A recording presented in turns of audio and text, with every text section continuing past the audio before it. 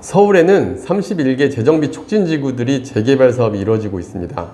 이렇게 구도심에서 신도심으로 만드는 재개발 사업이 이루어질 경우에 상권이 어떻게 형성이 되고 완성형에 가까운 가재울 뉴타운 상권을 봤을 때 우리가 어느 정도 상권 예측이 가능합니다. 오늘 자세히 살펴보도록 하겠습니다. 안녕하세요. 월세고스TV의 최영식입니다. 네, 오늘은 상권답사 시간인데요. 네네. 오늘 소개해 주실 곳은 어디인가요? 예, 오늘은 서울 서대문구 가재울 재정비 촉진지구에 다녀왔습니다. 제가 재정비 촉진지구 다녀온 이유는 지금 서울에는 총 31개의 재정비 촉진지구, 예전에 뉴타운이라는 이름으로 지정이 돼서 대규모 재개발로 이루어지고 있는데 실질적으로 2002년, 2003년 이때부터 지구 지정이 돼서 지금까지도 완성형으로 된 곳이 그렇게 많지 않아요. 그런데 그런 게 궁금했어요. 한번 이제 구도심 재개발 지역이 정말 좀 막 쇠퇴해 있던 지역이 새로운 아파트 지역으로 변모를 했을 때 상권이 어떻게 변화하는지에 대해서 한번 우리가 알아보면 여러분들도 도움이 좀 될 거라 생각을 했고요. 실제 그런 뉴타운 지역의 단지 내 상가들 이런 데들이 생각보다 입점이 잘 돼서 운영이 잘 되는 곳도 많이 있고, 하지만 결국 가격이 너무 비싸게 분양하면 오히려 수익률이 떨어지는 이런 상황도 많이 있다 보니까 우리가 어떤 포인트로 봐야 되는지 아는 게 중요할 것 같습니다. 그래서 오늘은 그래도 지금 현재 서울에서 가장 그래도 완성형으로 재개발이 진행되고 총 3곳이 있는데, 일단은 은평 뉴타운, 그리고 기름 뉴타운, 그리고 세 번째가 가재울 재정비 촉진지구인데,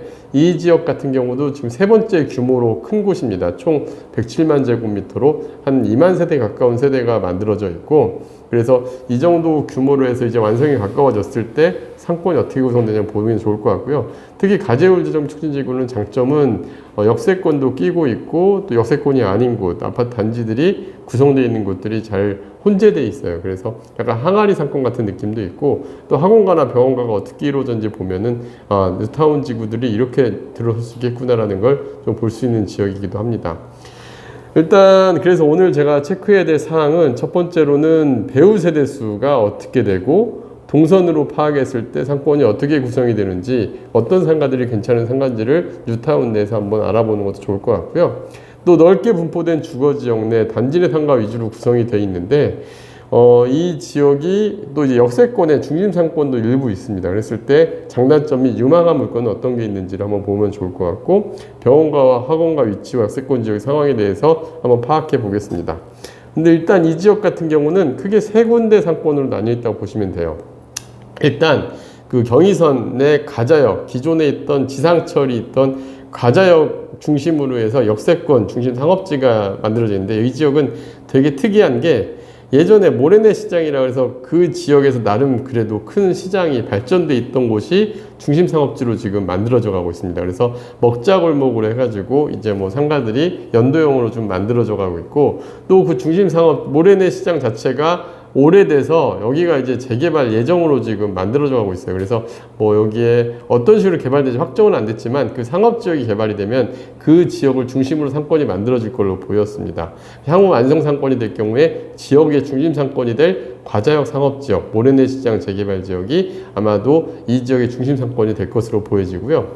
근데 두 번째는 그 DMC 파크뷰자이와 레미안 아파트 사이에 있는 그 단지 내 상가들이 좀 특이하게 연도형, 이거는 이 지역뿐만 아니라 대부분 뉴타운 지역들이 이렇게 형성이 되는 것 같아요. 단지 내 상가를 대로변에 배치하면서 1층 상가로 쭉 스트리트형으로 이제 상권을 구성을 합니다. 그래서 이런 상권들이 어떻게 구성이 되어 있는데, 다행인 건 여기가 초기 뉴타운 사업지여서 그런지 몰라도 상가 분양가가 그렇게 높지 않았어요. 그래서 여기가 특이한 거는 2층, 3층 올라가는 상가가 많지 않아요. 그러다 보니까 보통 병원이나 학원들이 2층, 3층 이상의 상가들의 임대료 때문에 올라가는데, 여기는 1층에 병원 형성되어 있는 것도 보였고 학원도 형성되어 있는 거 봤는데, 그래도 일단 상대적으로 좀 저렴한 가격이었는데, 그래도 임차로 들어가신 분들이라면은 조금 임대료가 부담이 될 수 있을 정도는 될 것 같습니다. 그 다음에 이제 3번 블럭인데, 여기 이제 그 메이저 프랜차이즈 스타벅스라든가 뭐 마트라든가 파리바게트 이런 게 잘 들어가 있는 게 3번에 이제 레미안과 파크뷰자이 정문 쪽에 크게 2층, 3층으로 구성된 상가로 구성되어 있는 단지 내 상가 형태가 있는 곳이 있었는데 좀 몰려 있어요. 사실 현재 임대료는 이쪽 시장이 가장 좋아 보였습니다. 그래서 일제 결론도 그랬고 상가 분양가도 높았어요. 그래서 3번 블럭이 이제 2, 3층형 단지 내 상가인데 여기에는 사실 저는 이 지역 보면서 여기 2층, 3층 상가들이 공실이 되게 없고 1층 상가도 공실률이 많이 높진 않았어요. 왜냐하면 세대수 대비 상가가 많지는 않았습니다. 그래서 여기가 오히려 이 매매가 대비 수익률이 좀 2층, 3층이 좀 좋아 보였고 실제로도 그렇게 되고 있고 또 특징적인 거는 이 지역에 매물이 그렇게 많지가 않았어요. 매물도 많이 나오지 않고 그래서 이런 부분들이 좀 장점으로 보였는데 구역별로 장단점들이 명확한 게 이 가재울 뉴타운이었습니다. 근데 이런 특징은 가재울 뉴타운뿐만 아니라 기름 뉴타운과도 좀 비슷한 형태를 보이고 있고요. 은평 뉴타운은 조금 더 대규모로 지어진다고 해서 좀 다른 형태이긴 한데 어쨌든 지금 역세권과 그 다음에 스트리트 연도형 상권 이런 식으로 구성된 게 각 뉴타운별로 특징이 아닌가 그런 생각이 들었습니다.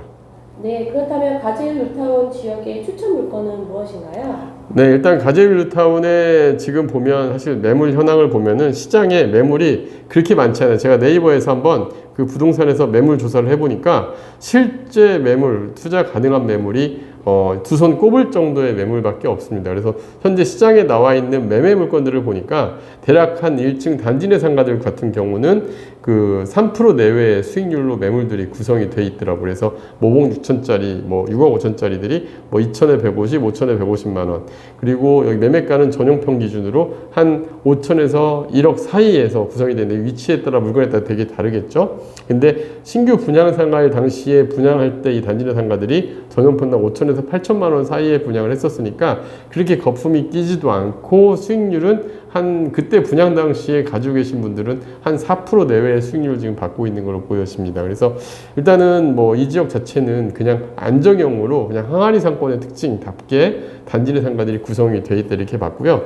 그리고 이제 제가 여기 현장 가서 매물로 그나마 좀 수익률이 괜찮고 좋게 봤던 거는 그 과자역 중심 상권에 이제 만들어질 곳에 주상박하 아파트들이 몇 군데 지금 들어가고 있어요. 근데 거기에 학원 임대 맞춰진 상가가 하나 있었는데 매매가가 7억 8천에 이게 전용 21평인데 1층에 들어가 있더라고요. 물론 내부 상가긴 한데 이게 한 5천에 330 정도 임대료 구성이 돼 있고 그랬을 때 뭐 대출을 꼈을 때 안 꼈을 때 한 5% 초중반대 매물이니까 이 정도 수익률이면 안정적으로 가기엔 나쁘지 않아 보였습니다. 물론 이 상가는 장단점이 좀 명확하게 있었는데 그래도 지역 매물 중에서는 괜찮아 보였고요. 여기서 또 관심 갖고 봐야 될 거는 지금 그 모래내 시장 인근에 재개발이 되면서 지금 아이파크도 지금 들어서가고 있고 하는데 거기에 보면 이제 그 재개발이 되면서 프라자타워 상가처럼 만들어질 상가들이 좀 나올 것 같습니다. 그럴 때 이제 뭐 학원이 들어갈 자리라든가 이런 것도 눈여겨보면 좋아 보였습니다. 그래서 대로변에 일부 좀 그 상층부로 투자할 수 있는 상가들이 있다면 학원이나 병원 입점하기 가능한 매물이라면은 그래도 향후 가격에 따라서는 좀 투자해 볼 만한 포인트가 되지 않을까 생각이 들었습니다. 네, 그렇다면 마지막으로 가재울 뉴타운 상권 체크 포인트는 무엇인가요? 네, 일단 우리가 뉴타운 상권이나 어느 상권을 보면은 총 저희가 체크 포인트에서 제일 중요하게 여기는 게 앞으로 여기가 발전할 상권인가 요거에 대해서 좀 생각을 해봐야 되는데 여기는 일단 뉴타운 지역 어디나 마찬가지지만 세대수가 딱 정해져 있어요. 뭐 더 이상 확장하기가 어려워요. 특히 서울 같은 경우는 대략 한 19,000세대 정도 5만 명 배우가 꽉 차는 상권이 되는데 주거 상권이에요. 그냥 이 지역은 그냥 주거 상권입니다. 앞으로 뭐 여기가 뭐 중심 상업지로 뭐 확장이 크거나 업무 인구가 몰리거나 할 지역은 아닙니다. 물론 상암 DMC가 가까이 있긴 하지만 여기는 전형적인 그냥 베드타운으로서의 주거 상권이다 보시면 됩니다. 상가 구성을 보면 대부분 단지대 상가로 구성되어 있고 가자역 주변이 중심상업지 학원가로 좀 형성이 될 것으로 예상이 되긴 하는데 왜 확장성이 어렵냐면 가까운 곳에 너무 메가톤급의 좀 대형 상권이 있죠. 바로 홍대하고 접근성도 가깝고 하다 보니까 대형 상권이 가까워서 학원가 정도의 상권이지 뭐 메인 중심가 상권으로 발전하기는 한계가 있지 않나라는 생각이 들고요.